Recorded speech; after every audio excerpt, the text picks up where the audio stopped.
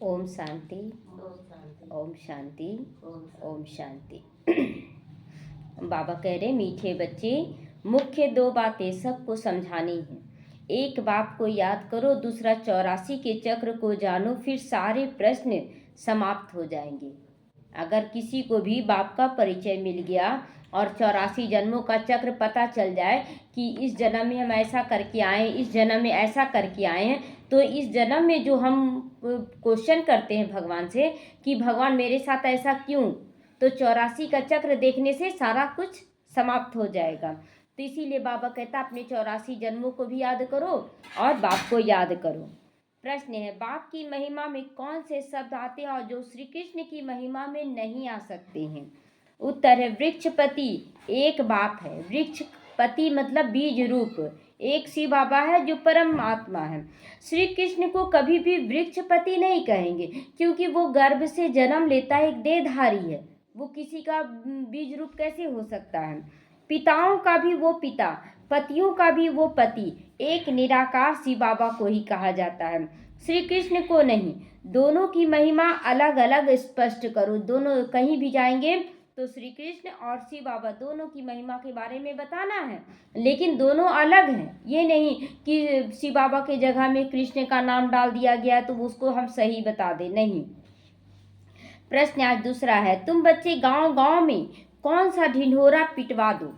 उत्तर है गांव गांव में ढिंढोरा पिटवा दो। मनुष्य से देवता, नरकवासी से स्वर्गवासी कैसे बन सकते हो? आकर समझो। यहाँ पर स्थापना विनाश कैसे होता है, आकर समझो। सारा कुछ सबको बताना है कि आकर अगर समझना है तो समझो कि हमारे जीवन में दुख सुख क्यों आया, कैसे दुख से सुख में जाया जाए, कैसे नर्क से स्वर्ग का अनुभव किया जाए, ये सब समझना है। तो आओ यहाँ गीत बजा है, तुम ही हो माता पिता तुम ही हो। ओम शांति। इस गीत के पिछाड़ी जो लाइन आती है ना कि तुम ही हो नैया तुम ही खेवैया, ये रॉन्ग है। बोलते हैं कि हमारी जीवन नैया पार करो, तो हमारी जीवन नैया यानी कि शिव बाबा जीवन नैया में नहीं आएगा तब तो पार करने के लिए आएगा ना। और अगर वो भी इसी जीवन नैया में फंस जाएगा तो वो कैसे पार करेगा? तो इसीलिए बाबा कहता है तुम ही नैया तुम ही खेवैया, ये लाइन गलत है कि तुम ही पार लगाने वाले हो और तुम ही नैया भी हो, ये नहीं, यह रॉन्ग है। जैसे आप ही पूज्य आप ही पुजारी कह देते हैं तो यह भी वैसे ही है, तुम ही नैया तुम ही खेवैया। ज्ञान की चमक वाले जो होंगे वह झट गीत को बंद कर देंगे, क्योंकि बाप की इंसल्ट हो जाती है ना। जैसे गीत कोई बजाए भक्ति मार्ग का, उसमें चरणों का दास जब आता है ना तो सुनने में अब अच्छा नहीं लगता, चरणों का दास तो लगता है कि गीत ही बंद कर दे।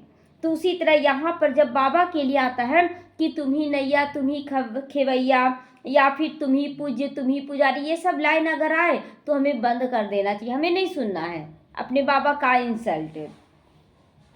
तो अभी तुम बच्चों को तो नॉलेज मिल गई है, दूसरे मनुष्यों को ये नॉलेज होती ही नहीं। तुमको भी अभी भी मिलती है, अभी ही मिलती है, फिर कभी नहीं मिलेगी। गीता के भगवान की नॉलेज पुरुषोत्तम बनने के लिए मिलती है। यहाँ पर जो नॉलेज मिल रहा है हमें पुरुषोत्तम आत्माओं में उत्तम बनने के लिए मिल रहा है।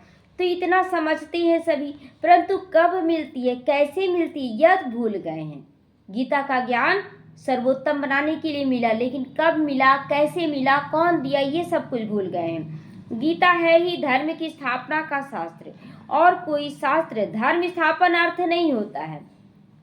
गीता जो अभी जैसे बाबा ये मुरली चला रहा तो इससे धर्म स्थापन हो रहा है इसी गीता से, लेकिन जो अन्य धर्म स्थापकों का बना शास्त्र, जैसे कि बाइबल बना, कुरान बना, तो वो जैसे क्राइस्ट आए और क्राइस्ट अपना कार्य करके जब शरीर छोड़ दिए तो उनकी यादों में फिर वो बाइबल कुरान ये सब बनाया गया। तो इसीलिए बाबा कहता वो तो धर्म स्थापक का शास्त्र नहीं हुआ। ये वाला जो गीता भी चल रहा हम लोगों का, तो गीता से हमारा परिवर्तन हो रहा है, मुरली सुनने से परिवर्तन हो रहा है। तो इसीलिए स्थापना अर्थ एक गीता ही है। शास्त्र अक्षर भी भारत में ही काम आते हैं। सर्वशास्त्रमयी शिरोमणि गीता गाई जाती है कि सबसे ऊंचा है गीता। बाकी ये सब धर्म के शास्त्र पीछे आने वाले हैं, उनको शिरोमणि नहीं कहा जाता है। बच्चे जानते हैं कि वृक्षपति एक ही बाप है, वह हमारा बाप है, तो पति भी है, तो सबका पिता भी है। शिव बाबा हमारा पति भी है और पिता भी है। उनको पतियों का भी पति कहा जाता है। पति जो बोलते हैं ना ईश्वर है, तो उनकी ईश्वर शिव बाबा हैं। और पिताओं के भी पिता हैं, वो सबके पिता हैं कहा जाता है। तो यह महिमा एक निराकार की ही गाई जाती है, क्योंकि शरीरधारी जो भी रहेगा वो छोटे से बड़ा, फिर बड़ा से बूढ़ा हो जाता है, फिर बूढ़ा से बच्चा बनता है, तो उसका तो बदलता रहता है रूप। लेकिन शिव बाबा ज्यों के त्यों। इसीलिए आज देवियों के मंदिर में भी जाते हैं तो हम लोग देवियों को माँ ही कहते हैं, चाहे बुजुर्ग ही क्यों ना हो। तो वो देह के अनुसार वो देवी माँ हो गई। लेकिन यहाँ पर जो आत्मा का पिता परमात्मा, वो भी ज्यों के त्यों है परमात्मा। वो कभी शरीर में नहीं आता है, शरीर में जन्म मरण में नहीं आता है। श्री कृष्ण की और निराकार बाबा की महिमा की भेंट की जाती है। श्री कृष्ण गर्भ से जन्म लेता है और निराकार शिव बाबा अगर आते भी है शरीर में तो अवतरित होते एक बूढ़े तन में, गर्भ से जन्म नहीं लेते हैं। तो श्री कृष्ण तो है ही नई दुनिया का प्रिंस। वह फिर पुरानी दुनिया में संगम पर राजयोग कैसे सिखलाएगा? वो तो बच्चा है, प्रिंस है, वो सतयुग में आता है और सतयुग का शरीर तो यहाँ आ नहीं सकता है। तो अब बच्चे समझते हैं हमको भगवान पढ़ा रहे हैं, अब समझते हैं हमको भगवान पढ़ा रहे हैं। तुम पढ़कर ये देवी देवता बनते हो, पीछे फिर ये ज्ञान चलता नहीं, पीछे ये ज्ञान नहीं चलेगा। जब सतयुग आ जाएगा तो ये ज्ञान चलेगा, ये ज्ञान नहीं रहेगा, ये संस्कार बन जाएगा। जैसे कि अभी जो भी खाना खा रहे हैं, तो खाना खा रहे तो उसका जो रस है, रस शरीर में चला गया, लेकिन खाना रहा, खाना तो नहीं रहा ना, जो वेस्ट बन गया वो बाहर निकल गया और उसका जो ताकत है जो ब्लड में समा गया, ताकत बन गया। तो उसी तरह यहाँ पर भी ज्ञान इतना सारा हम लोग ले रहे हैं, लेकिन वहाँ ज्ञान नहीं रहेगा। ज्ञान के अनुसार जो हम संस्कार धारण कर रहे हैं वो संस्कार वहाँ जाएगा, तो प्राय लोप हो जाता है। बाकी आटे में लून यानी चित्र जाकर बच जाते हैं। लक्ष्मी नारायण का चित्र बच गया या राम सीता का भी बच गया, लेकिन संस्कार गुम हो गया सबका। तो वास्तव में कोई का चित्र यथार्थ तो है नहीं। अब सही चित्र है लक्ष्मी नारायण का, जो सच में होंगे लक्ष्मी नारायण, वो खूबसूरती यहाँ कहाँ बना ही नहीं सकता है लोग, क्योंकि जितना उसका बुद्धि होगा उतना ही बनाएगा। तो पहले पहले बाप का परिचय मिल जाएगा तो तुम कहोगे यह तो भगवान समझाती हैं, यह तो स्वतः ही बताएंगे। तुम क्या प्रश्न पूछोगे? अब भगवान के आगे हम सोचते हैं कि हम प्रश्न पूछेंगे तो हम अपनी जानकारी के अनुसार ही प्रश्न पूछेंगे, लेकिन भगवान तो वो सारा कुछ बताएगा जो हम नहीं जानते हैं, वो सारा। तो उसके आगे जाकर प्रश्न पूछने की क्या दरकार है? वो तो आप ही सब कुछ बता रहा है। तो तुम प्रश्न क्या पूछोगे? पहले ही बाप तो जानो, पहले बाप को तो जानो कौन है।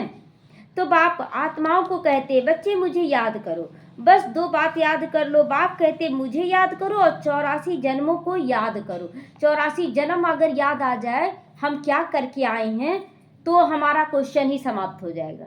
दुख सुख सब उसी 84 जन्मों में नूंधा हुआ है। तो बस ये 2 बातें समझनी है। बाप कहते तुम अपने जन्मों को नहीं जानते हो, ब्राह्मण बच्चों को ही कहते हैं और तो कोई समझ ना सके इन बातों को। प्रदर्शनी में देखो कितनी भीड़ लग जाती है, समझते हैं इतने मनुष्य जाते हैं तो जरूर कुछ देखने की चीज होगी, तो भीड़ को देख कर लोग आ जाते हैं कि चलो भीड़ है तो चलो कुछ तो विशेष होगा ना, चलो हम भी देख लेते हैं। घुस पड़ते हैं, एक एक को बैठ समझाएं तो मुख ही थक जाए। अगर एक एक को समझाने लगे उतना भीड़ में तो मुख तो थक जाएगा। तो तब क्या करना चाहिए? क्या करना चाहिए? तब बहुत ज़्यादा लोग आ रहे हैं, एक एक को समझाते, एक प्रदर्शनी समझाए पीछे से दूसरा आ गया, फिर उसको समझाने लगे, तो इस तरह से तो मुंह थक जाएगा।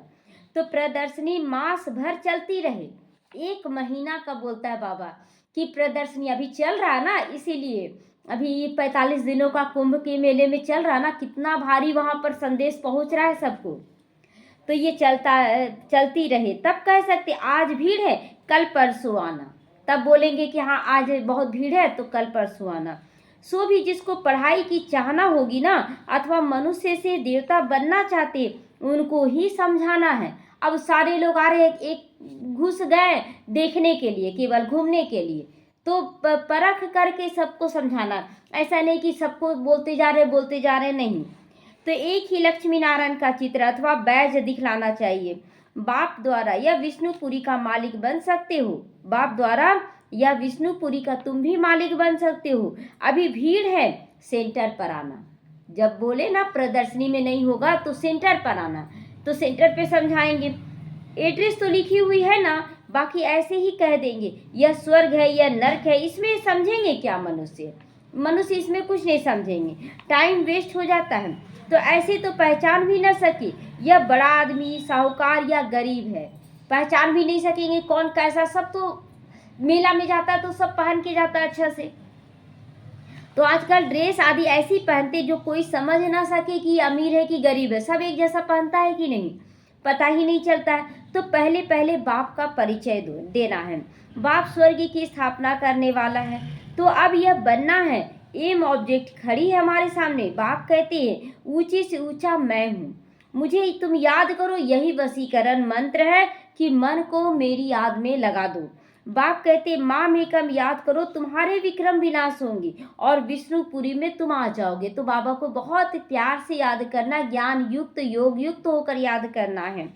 तो इतना तो जरूर समझाना चाहिए सबको, ज्ञान और योग। अगर ज्ञान योग जिसको समझ में आ गया, ज्ञान अच्छी तरह से, योग समझ में आने लगा, तो धारणा अपने आप हो जाएगा। ये 2 सब्जेक्ट मुख्य है। तो 8-10 रोज प्रदर्शनी को रखना चाहिए। 1-2 रोज में तो लोगों तक संदेश ही पहुंचता है कि हाँ प्रदर्शनी लगा हुआ है। 2-3-4 दिन तो ऐसे ही बीत जाता है, और जब आना स्टार्ट हुआ तो बंद हो जाता है प्रदर्शनी। इसीलिए बाबा कहता है कि महीना दिन तक लगाओ, 10 दिन तक लगाओ। तुम गांव गांव में ढिढोरा पिटवा दो तो मनुष्य से देवता, नरकवासी से स्वर्गवासी कैसे बन सकते हो। साकार में आकर समझो वहाँ स्थापना और विनाश कैसे होता, आकर समझो। युक्तियाँ बहुत है बताने के लिए। तुम बच्चे जानते हो सतयुग और कलयुग में दिन रात का फर्क है। अभी कितना भी लोग बादशाही दिखा दे अपना, लेकिन दुख आ ही जा रहा है। लोगों के पास दुख आता ही है, बोलने की बात नहीं है कि हम बहुत सुखी हैं। जाकर देखेंगे ना तो हर एक इंसान दुखी, क्योंकि संस्कार अभी है ही नहीं, तो सुख कहाँ से मिलेगा। मुख्य है संस्कार। तो ब्रह्मा का दिन और ब्रह्मा की ही रात संस्कारों के कारण होती है। ब्रह्मा की रात और ब्रह्मा का दिन संस्कार, अगर संस्कार सुंदर बन गए तो आप कहीं भी रहें बहुत सुंदर हो जाएगा। तो ब्रह्मा का दिन सो विष्णु का दिन, और विष्णु का सो ब्रह्मा का दिन। एक ही बात है, ब्रह्मा चाहे विष्णु, तो बात एक ही है। ब्रह्मा के भी 84 जन्म, तो विष्णु के भी तो 84 जन्म कहे जाएंगे ना। तो सिर्फ इस लीप जन्म का फर्क पड़ जाता है, सिर्फ इस लीप जन्म का फर्क पड़ जाता है, क्योंकि इस समय विष्णु नहीं है, वो विष्णु बन रहे हैं, बाकी जन्म वो है। तो यह बातें बुद्धि में बिठानी होती। धारणा नहीं होगी तो किसी को समझा कैसे सकोगे। तो किसी को समझाने के लिए अब तीसरा सब्जेक्ट बाबा लाया कि अगर टीचर बनना है तो ज्ञान योग से तो आप स्टूडेंट बन रहे हैं, सीख रहे हैं, लेकिन जब धारणा में आने लगते तब आप टीचर बन सकते हैं। बिना धारणा के आप किसी को नहीं समझा सकते हैं। तो यह समझाना तो बहुत सहज है, सिर्फ लक्ष्मी नारायण के चित्र के आगे ही ये पॉइंट से सुनाओ। बाप द्वारा ये पद पाना है ना, तो नर्क का विनाश सामने खड़ा है, ये सबको समझाओ। वो लोग तो अपनी मानव मत ही सुनाएंगे, मानव मत ही सुनाते रहते हैं। यहाँ तो ईश्वरीय मत मिल रही है, जो हम आत्माओं को ईश्वर से मिली है वो धारण करना है। हम लोगों को जो श्रीमत मिल रहा है उसको धारण करना है, और बाप का रिगार्ड रखना है। भगवान हमें कह रहा है, कोई साधारण व्यक्ति नहीं कह रहा है। एक साधु भी बोलता है ना तो लोग उसको फॉलो करने लग जाते हैं, यहाँ तो स्वयं भगवान कह रहा है। तो निराकार आत्माओं को निराकार परमात्मा की मत मिलती है, बाकी सब मानव की मत है। तो मनुष्यों की मत छोड़ देना, लेकिन भगवान की मत चाहे किसी भी हालत में छोड़ना नहीं है। प्राण जाए पर वचन न जाए। तो रात दिन का फर्क है। सन्यासी उदासी आदि कोई भी ज्ञान नहीं दे सकता है। सन्यासी और उदासी 2 तरह के बच्चे होते हैं ना। एक सन्यासी जो घर बार छोड़कर चला जाता है, उदासी आते हैं। तो बाबा कहता है ना कि ये दोनों ही ज्ञान नहीं दे सकते हैं। ईश्वरीय मत एक ही बार भगवान से मिलती है। जब ईश्वर आते हैं तो उनकी मत से हम ये बनते हैं। वह आते हैं देवी देवता धर्म की स्थापना करने। शिव बाबा जब आते हैं तो देवी देवता धर्म ही स्थापन, सबसे ऊंचा कुल स्थापन करते हैं बाबा।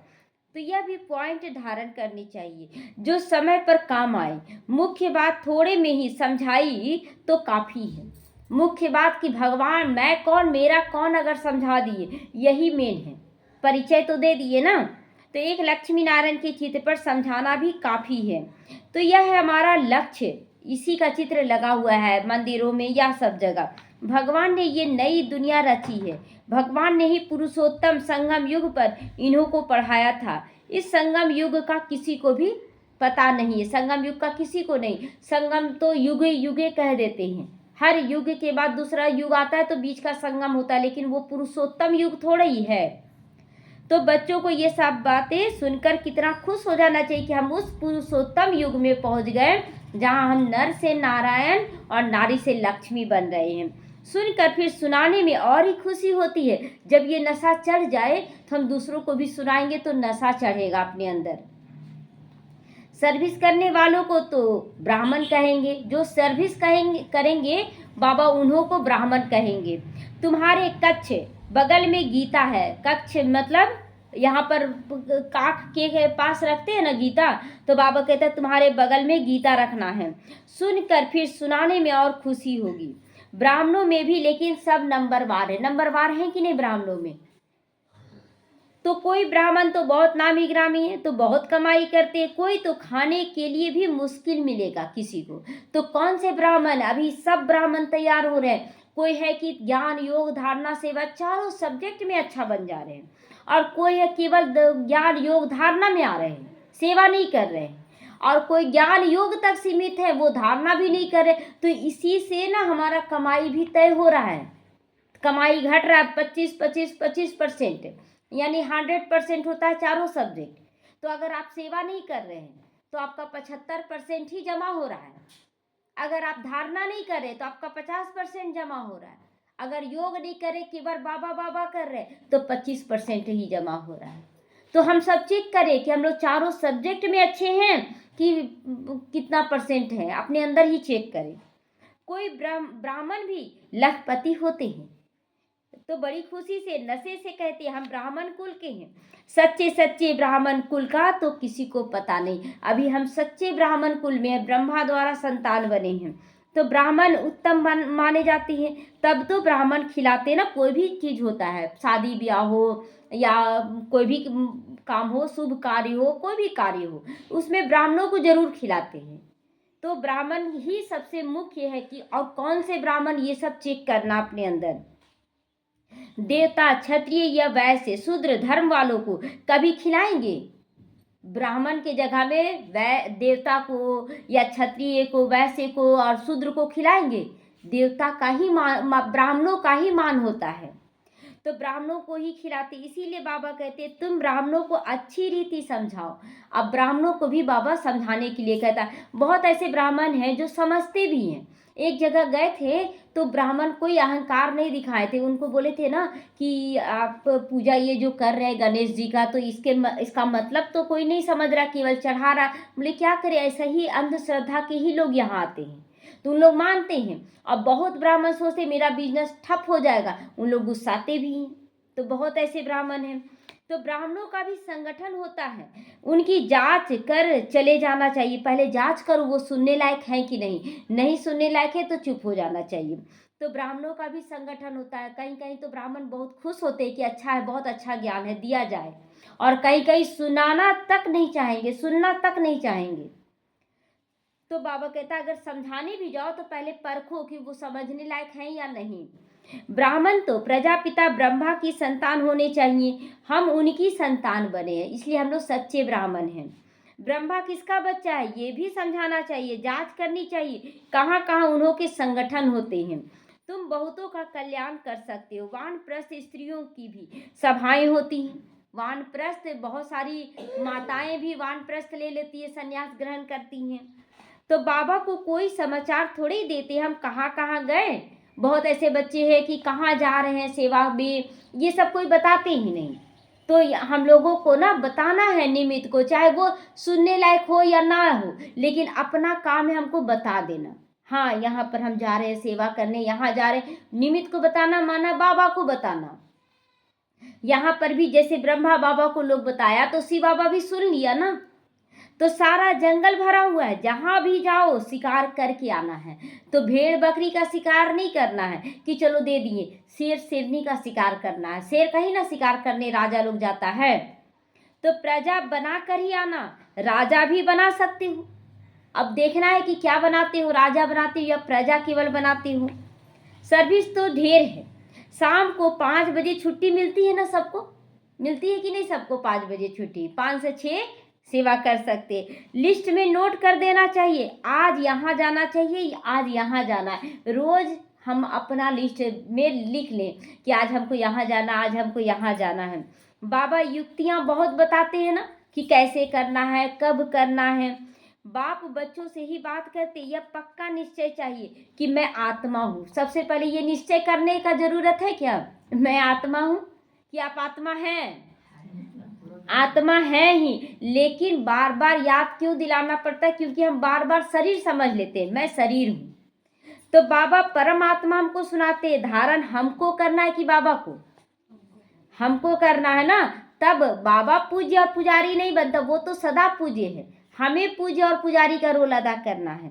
तो जैसे शास्त्र अध्ययन करते हैं तो फिर संस्कार ले जाते हैं ना। अभी देखिए छोटी छोटी बच्चियां कैसे शास्त्र सुना रही हैं, बिना पढ़े सुना रही हैं पूरा। तो क्यों? संस्कार पिछले जन्म का कोई सन्यासी होंगे, वो शरीर छोड़े, इस जन्म में आ गए, वो सुना रहे। उसी तरह अगर हम लोग संस्कार ले जाते हैं चारों सब्जेक्ट का, हर जन्म में ये काम आएगा। तो दूसरे जन्म में वो संस्कार इमर्ज हो जाते हैं। तो कहा जाता है संस्कार लेकर आए हैं। जो बहुत शास्त्र पढ़ते हैं उनकी अथॉरिटी कहा जाता है। वह अपने को ऑलमाइटी नहीं समझेंगे, ये खेल है जो बाप ही समझाते हैं। नई बात नहीं है, ड्रामा बना हुआ है जो समझने का है। बहुत मतलब ऐसे हैं जो संस्कार लेकर जाते हैं कि भगवान अलग है, मैं उनका बच्चा हूँ, तो वही संस्कार फिर बोलते हैं और अपने प्रवचन में समझाते भी हैं। और बहुत लोग बोल देते हैं हम ही हैं 108 गुरु, सब कुछ अपने आप को नाम दे देंगे। तो मनुष्य ये नहीं समझते कि पुरानी दुनिया है ना, यहाँ हर तरह के लोग दिखेंगे। कोई भगवान का सही परिचय भी देगा, कोई अपने आप को ही भगवान दिखाएगा। तो बहुत तरह के लोग आपको मिलेंगे। तो बाप कहते मैं आ गया हूँ, महाभारत लड़ाई सामने खड़ी है, महाभारत लड़ाई सामने खड़ी है। मनुष्य अज्ञान अंधेरे में अभी सोए पड़े हैं। अज्ञान भक्ति को कहा जाता है। ज्ञान का सागर तो बाप है। अभी ज्ञान का सागर अभी मिल गया है, अभी भटकना बंद हो गया हम लोगों का, भटक रहे हैं। अब जाने का मन भी नहीं करता है कहीं भी। और अगर किसी कारण से, परिवार की इच्छा से या किसी भी कारण से अगर मंदिर में या तीर्थों पर जाते भी हैं तो क्या सोचते हैं कि हमें तो सच में भगवान मिल गया है और हम तो यही देवी देवता बन रहे हैं। तो अब उसको पूजने का मन नहीं, बल्कि और ज़्यादा धारण करने का मन करता है कि हम और अच्छे से करें ताकि ये एक्यूरेट हम देवी देवता बन जाएं।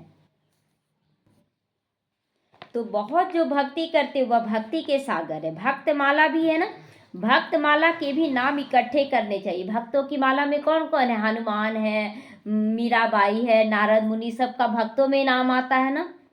तो भक्त माला द्वापर से कलयुग तक की होगी, जितने भी भक्त हैं। देखिए सन्यासी अलग हैं, भक्त अलग हैं। जैसे यहाँ पर ना हम बच्चे जो हैं, हम लोग सन्यास भी ले रहे हैं, बेहद का सन्यास, और ज्ञान युक्त धारणा युक्त बनकर देवी देवता भी बन रहे हैं। और यही चीज चेंज हो जाएगा द्वापर में, सन्यासी अलग हो जाएंगे और भक्त अलग हो जाएंगे। और हम लोग यहाँ ज्ञानी और योगी दोनों हैं। तो बच्चों को बहुत खुशी रहनी चाहिए। बहुत खुशी उनको होगी जो सारा दिन सेवा करते रहेंगे, सारा दिन। तो सारा दिन सेवा कैसे करेंगे? मनसा से भी करेंगे, भोजन बनाते हुए भी सेवा कर रहे हैं कि हम किसके लिए भोजन बना रहे हैं? बाबा के लिए और बाबा के बच्चों के लिए। ऐसे करके सेवा कर रहे हैं। फिर कहीं भी जा रहे हैं, दृष्टि से भी सेवा कर रहे हैं, हर तरह से सेवा कर रहे हैं। तो बाबा ने समझाया है। माला तो बहुत लंबी है, हजारों की संख्या में, जिसको कोई कहाँ से खींचते हैं। हजारों की 16,108 की माला कहीं है, तो कोई यहाँ पकड़ के 108 का जाप कर लेता है, कोई वहाँ पकड़ के जाप कर लेता है। 108 पूरा 16,108 का माला का जाप एक साथ कोई भी नहीं कर सकता है। तो कुछ तो होगा ना। जो इतनी बड़ी माला बनाई है 16,108 की भी महिमा बहुत होगी ना, तब तो इतना बड़ा माला एक जगह बना हुआ है। मुख से राम राम कहते रहते, यह भी पूछना पड़े किसको राम राम कह के याद करते, कौन है राम? त्रेता वाले राम नहीं, त्रेता वाले राम नहीं है, यहाँ तो शिव परमात्मा राम है और आत्मा राम बनकर हम याद कर रहे हैं। तुम कहाँ भी सत्संग आदि में जाकर मिक्स होकर बैठ सकते हो। बाबा तो खुली छुट्टी देता है कि तुम जाओ, जहाँ भजन कीर्तन होता है वहाँ भी जाओ और बैठो, और वहाँ पर थोड़ा बहुत भी लगे कि गलत ढंग से कर रहे तो फिर बड़े प्यार से उसको समझाना है। हनुमान का मिसाल है ना, जहाँ सत्संग होता है वहाँ जूतियों में जाकर बैठता था। हनुमान का उदाहरण दिया जाता है कि जहाँ जूता चप्पल रहता है वहाँ पर वो बैठकर करते हैं। तो तुमको भी तो चांस लेना चाहिए ना, ये सब सेवा का चांस लेना चाहिए, जाकर बैठ जाना चाहिए। कोई सुने या ना सुने, पहले उन लोगों को बोलने देना है। जहाँ पर कुछ मिस्टेक नजर आए तब आप बहुत अच्छे से उसको समझा दें। तो तुम बहुत सेवा कर सकते हो। सर्विस में सफलता तब होगी जब ज्ञान की पॉइंट्स बुद्धि में होगी, कि कोई कुछ गलत बोला और आपका पॉइंट अंदर में है, चल रहा है, आप उसको बहुत प्यार से समझा दें।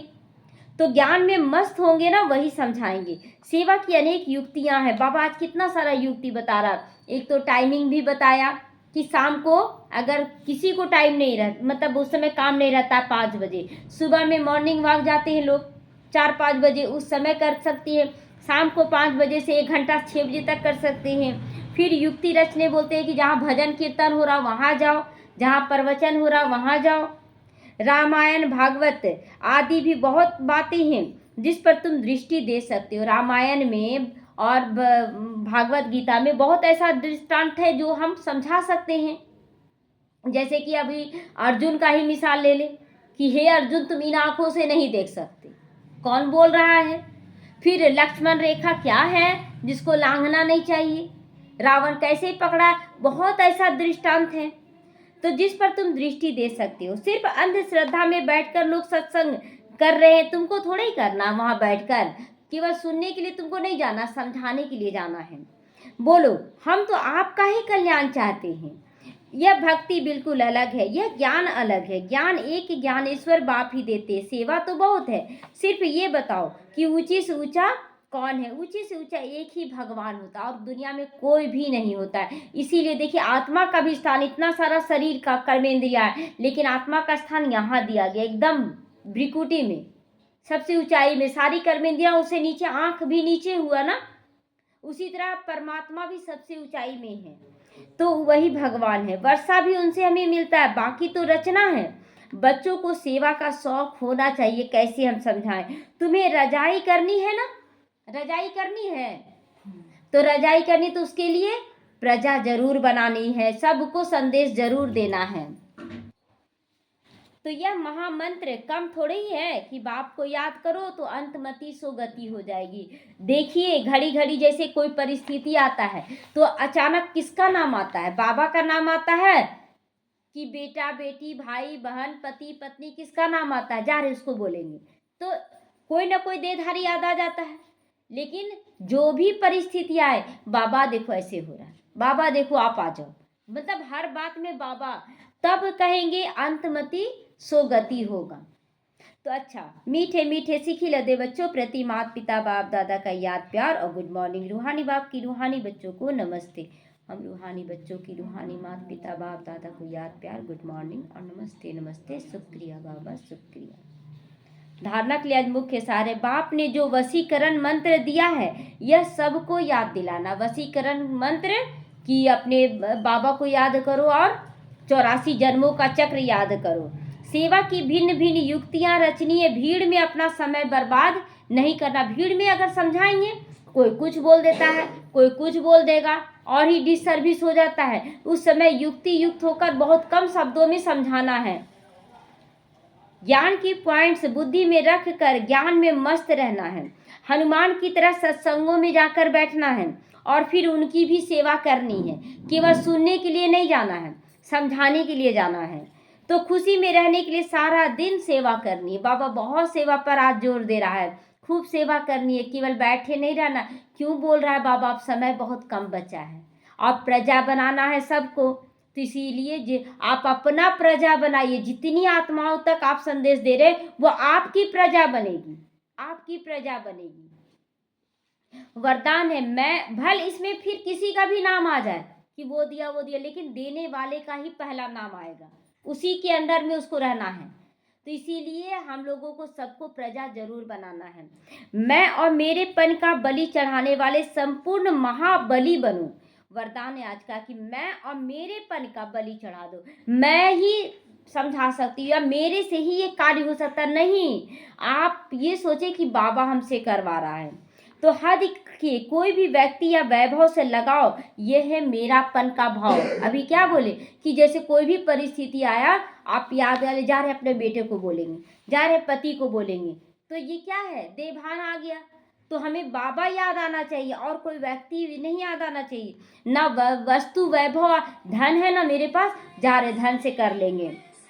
तो इस मेरेपन को और मैं करता हूँ, मैंने ही किया ये कार्य, इस मैंपन को संपूर्ण समर्पण करने वाले अर्थात बलि चढ़ने वाले को महाबली कहते हैं। तो मैंपन नहीं रखना, कराने वाला कौन, बाबा करवा रहा है। मेरा ताकत था, अगर हम पहले थे ऐसे अच्छे तो हम दुखी क्यों थे, बाबा के पास क्यों आए, दुखी हुए तब तो आज बाबा का ज्ञान दिया गया और हम समझने लगे। उसके बाद जब समझ कर समझाने लगे तो बोलते हम बहुत समझदार हैं। बोले नहीं, इसका बलि चढ़ा दो और महाबली बन जाना। जब हद का मैंपन, हद का ये मैंपन समर्पण हो जाए, तब संपूर्ण व संपन्न बाप समान बनेंगे।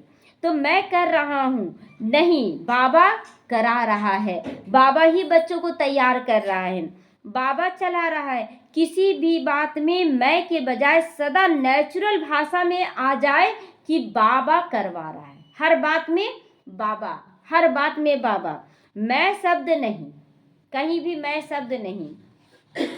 स्लोगन है, संकल्पों में ऐसी दृढ़ता धारण करो जिससे सोचना और करना समान हो जाए। सुबह अमृत वेले दृढ़ निश्चय करते कि आज दिन भर में हम ऐसा करेंगे, और उसके बाद धीरे धीरे धीरे देवभान में आते आते वो दृढ़ता गुम हो जाता है, होता है ना। तो इसीलिए बाबा कहता है संकल्पों में ऐसी दृढ़ता धारण करो जिससे सोचना और करना एक समान हो जाए, अंतर नहीं हो। अपनी शक्तिशाली मनसा द्वारा सकाश देने की सेवा करो। समय प्रमाण अब मनसा और वाचा की इकट्ठा सेवा करो। वाचा से बोल रहे तो मनसा गुम हो जाता है, मनसा से कर रहे तो वाचा गुम हो, दोनों को इकट्ठे करेंगे तो तीर ज्यादा लगेगा।